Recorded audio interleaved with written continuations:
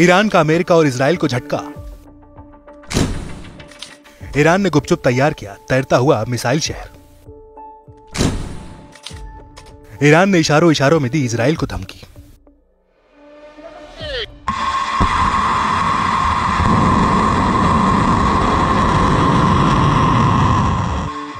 Middle east में अपनी दबंगई दिखाने के लिए ईरान लगातार उतारू रहता है। ईरान ने एक बार फिर दुनिया के सामने अपनी सैन्य ताकत की नुमाइंदगी की है। इस्लामिक रिवॉल्यूशन गार्ड्स कॉर्प ने कहा है कि जल्द फारस की खाड़ी और ओमान सागर पर 2 नए अंडरग्राउंड मिसाइलें और तैरते शहरों से पर्दा हटाया जाएगा। इनमें क्रूज और बैलिस्टिक मिसाइलों की एक लंबी चौड़ी सीरीज भी शामिल होगी। IRGC के ब्रिगेडियर जनरल अली मोहम्मद नैनी ने बताया कि ईरान की नई सैन्य सुविधाओं का उद्घाटन बड़े पैमाने पर एक समारोह में किया जाएगा।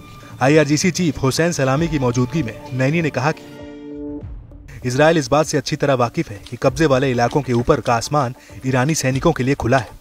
ईरानी सेनाएं अधिक सटीकता, तेजी और खतरनाक तरीके से इजरायली संपत्तियों पर हमला कर सकती हैं। IRGC किसी भी सूरत में बड़ी और जटिल लड़ाइयों के लिए तैयार है। ईरानी सेनाएं इजराइल के खिलाफ कार्रवाई करने का आदेश जारी होने के पल भर के भीतर ही मुस्तैदी से हमले के लिए भी तैयार है। हथियारों और मिसाइलों को बड़े पैमाने पर बनाया जा रहा है।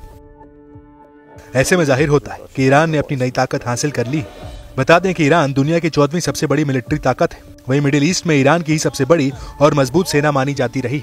ईरानी सेना के हालिया बयान से एक बार फिर ईरान और इजराइल का टकराव बढ़ने की आशंका जताई जाने लगी।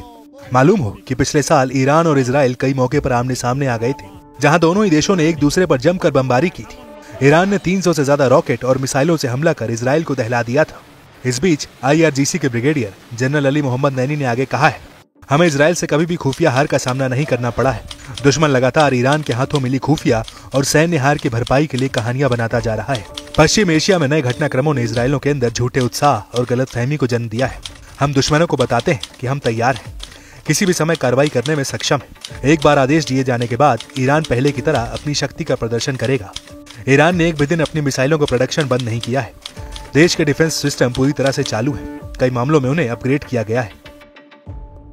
इसके अलावा ईरानी सेना ने हाल में यमन के हूती लड़ाकों के इजराइल को दहलाने की कोशिशों की जमकर तारीफ की है।